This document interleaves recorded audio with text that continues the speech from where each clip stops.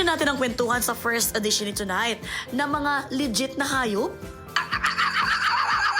Hello po, ako po si Tristan Huertas, 35 years old. Nakatira po kami sa bayan ng Antipolo. Ang kasama ko po ngayon, si Milo and Ovaltine. Sa ngayon po, meron po akong 7 aso. Si Milo, si Ovaltine, 2 Aspin, si Pia, si George, isang Golden Retriever, si Morlock, tsaka Nido and Milka Pop. Medyo matagal na rin po akong dog trainer dito sa Pilipinas, 10 years na rin po. Nanonood po kasi ako nung movie na The Mask kay Jim Carrey. Meron dong aso na isang Jack Russell Terrier.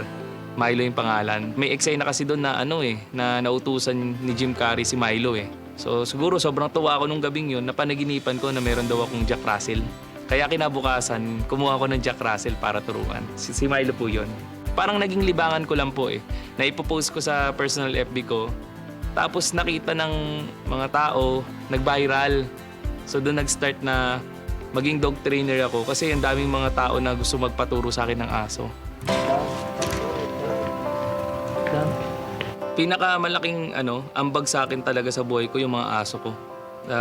Sa gitna ng mga pinagdaanan ko sa buhay ko, yung mga aso yung tumulong talaga sa akin. Parang sila yung naging therapy dog ko. Sila yung nagbibigay kasi rin sa atin ng unconditional love eh.